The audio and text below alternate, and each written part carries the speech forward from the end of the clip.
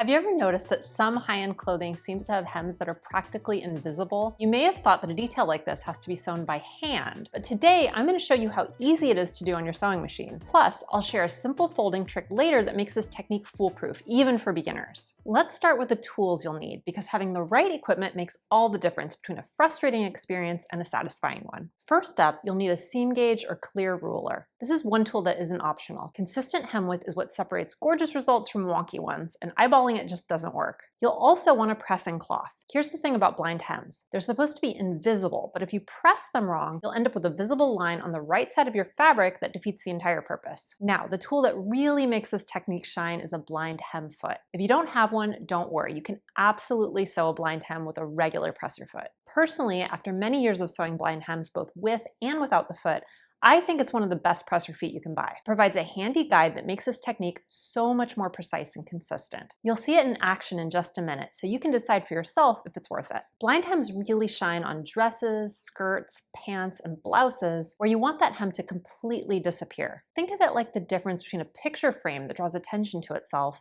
versus one that lets the artwork be the star. That's what a blind hem does for your garment. They're absolutely perfect for tailored jackets, coats, and trousers. If you've ever looked at an expensive ready-to-wear coat and wondered how they achieve that clean, polished hemline, chances are it's a blind hem. Here's something a lot of sewists don't realize. Blind hems are actually less bulky than traditional hems, which makes them ideal for thick fabrics. When you're working with wool coating or heavy denim, a regular double fold hem can create this thick, lumpy ridge that's anything but attractive. A blind hem solves that problem beautifully. They're also your best friend for deep hems and shiny fabrics where every stitch would show like a spotlight. And later in this video, I'll show you a few ideas for specific projects that I'd use a blind hem on, just to give you some real-life examples. Now, let's talk about when blind hems aren't your best choice, because understanding the limitations is just as important as knowing the technique. Sheer fabrics are a definite no. The whole point is that these stitches are hidden, but on sheer fabric, everything shows through anyway. Also, if you're hemming something that's going to get a lot of wear and tear, so think kids' play clothes or work pants, the wide stitches used in a blind hem just aren't as durable as a regular hem. They're designed for finesse, not heavy-duty use. And anything that requires a narrow hem isn't a good candidate either. Blind hems need depth to work their magic.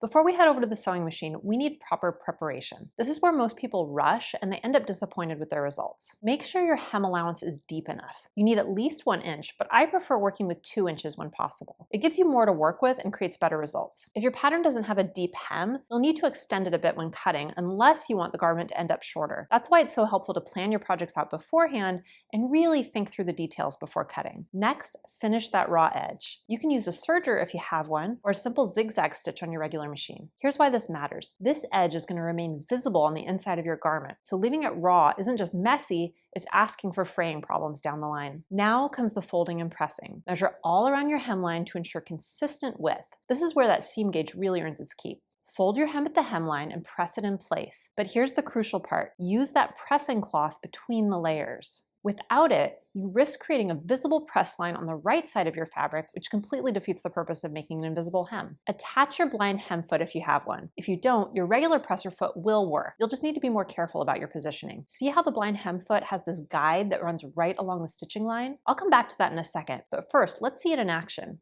Find the blind hem stitch on your machine. This looks like a series of zigzag stitches with straight stitches in between. Every machine's a little different, so check your manual if you're not sure which symbol to look for. Here's where the magic happens, and it might seem counterintuitive at first. This is that foolproof trick I mentioned earlier, and once you get it, you'll never struggle with blind hems again. Now fold this hem allowance back on itself, so you have 3 layers of fabric with that finished edge sticking out just a bit. Think of it like you're creating a little fabric sandwich. The main garment is on top, the raw edge is on the bottom, and the folded hem is in the middle. Position this under your presser foot so the finished edge lines up with the right edge of your foot, and that folds sitting snug against the guide we talked about on your blind hem foot. Here's where patience really pays off. As you stitch, the straight stitches will land near that finished edge, but when the needle swings out to create the zigzag stitches, it's going to bite just barely into that fold.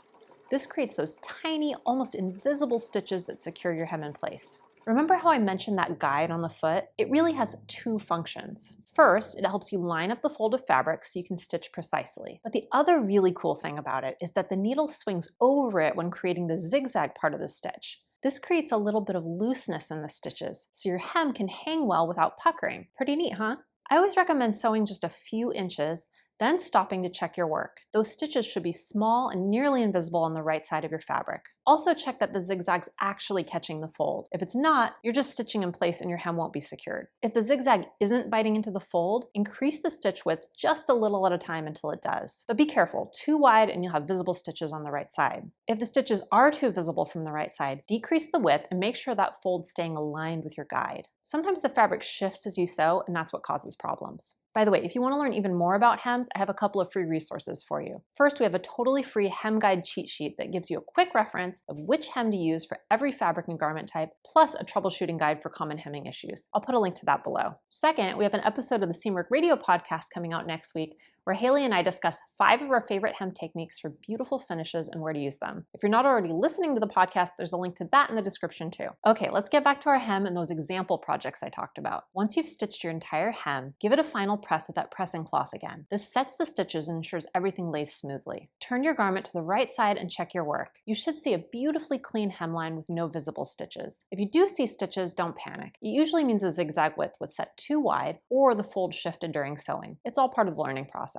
Let me give you some specific examples of when I'd choose a blind hem, because understanding the context helps you make better decisions for your own projects. The Desi skirt's a perfect candidate. With its light and flowy shape, a blind hem gives the garment that chic, uninterrupted line that makes it look like it floated off a designer's sketching pad. Plus, using a deeper hem actually adds some nice body to the hemline, which improves the drape. For something like the Mora dress, that fit and flare style with a full skirt, a blind hem looks absolutely stunning. And there's a bonus that a lot of people don't think about. A deeper blind hem's easier to alter later if you want to lengthen the skirt. Try doing that with a narrow machine stitched hem. The indigo coat's another place where blind hems really shine. Coats and jackets benefit from that polished finish, and I especially love using them on unlined jackets like the indigo car coat. Since the interior is more visible on an unlined jacket, instead of just serging that raw edge, I'll often apply bias binding in a contrasting color or pattern. It creates this fun little detail that only you know about, but it makes the inside of your garment just as beautiful as the outside. Here's something I've learned after years of sewing blind hems. The fabric you're working with makes a big difference in your settings. Lightweight fabrics need a narrower zigzag width, while heavier fabrics can handle a bit more. Always test on a scrap first. Once you've mastered this technique, you might find yourself curious about even more delicate approaches for truly lightweight fabrics,